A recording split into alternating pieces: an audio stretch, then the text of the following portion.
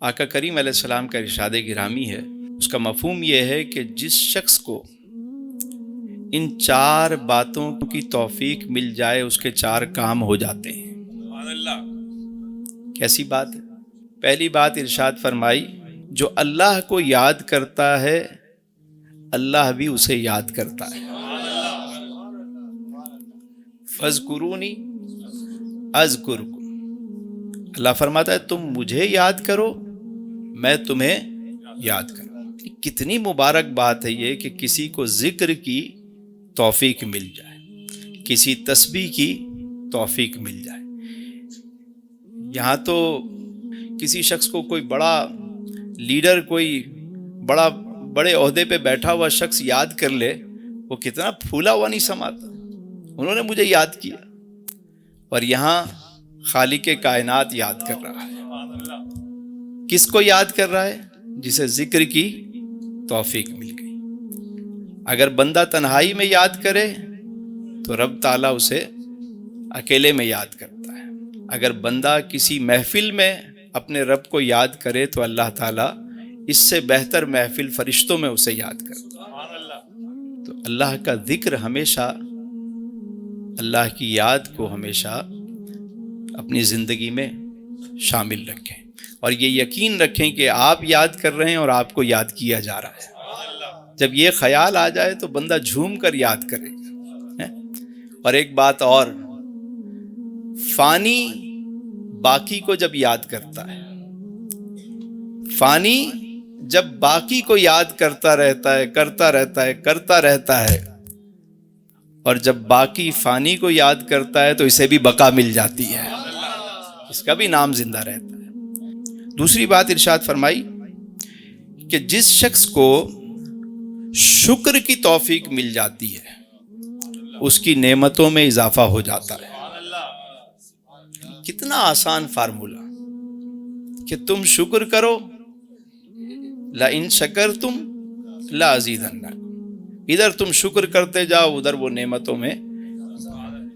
تیسری بات ارشاد فرمائی کہ جس کو دعا کی توفیق مل گئی اس کو قبولیت کی توفیق مل گئی۔ یہ بھی بڑا راز ہے، یعنی کوئی شخص اگر دعا کرتا ہے اور ایک ہی دعا وہ مسلسل کرتا رہے اسے قبولیت مل جائے گی۔ ہمارے ساتھ ہوتا کیا ہے کہ ہم کچھ دن دعا کرتے ہیں اور اس کے بعد چھوڑ دیتے ہیں، یا ہم وہ ہو جاتے ہیں کہ یار ابھی تک تو دعا قبول نہیں۔ آپ یہ دعا کرتے رہیں، دعا کی توفیق مل جانا یہ قبولیت کی علامت ہے۔ اور چند دعائیں مخصوص کر لیں۔ اچھا ہم کیا کرتے ہیں، آج یہ دعا مانگ لی، کل وہ دعا مانگ لی، پرسوں وہ دعا۔ بھئی جب ہم دعا مانگنا شروع کرتے ہیں تو یہ دنیا جو ہے وہ دارالاسباب ہے، مسبب الاسباب جو ہے وہ سبب بناتا ہے۔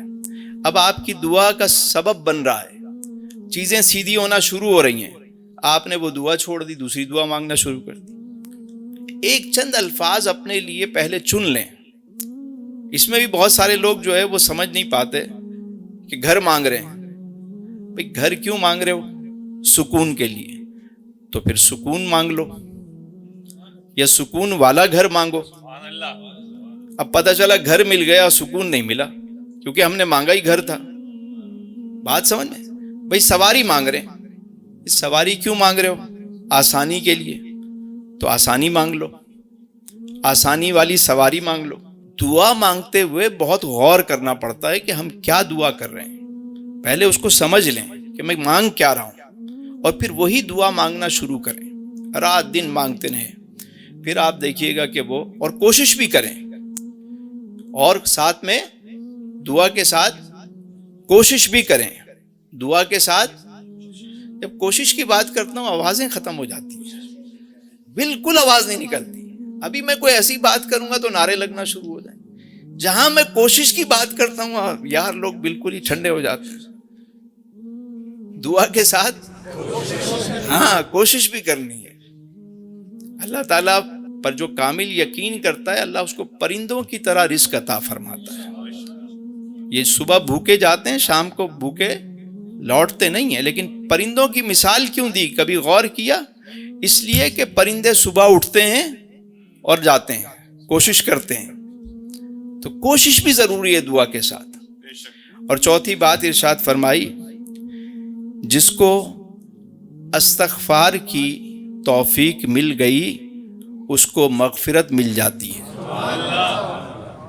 کیا خوبصورت بات ارشاد فرمائی. یعنی یہ توفیق کم ہے کہ کسی کو استغفار کی توفیق مل گئی, دعا کی توفیق مل گئی, شکر کی توفیق مل گئی اور ذکر کی توفیق مل گئی.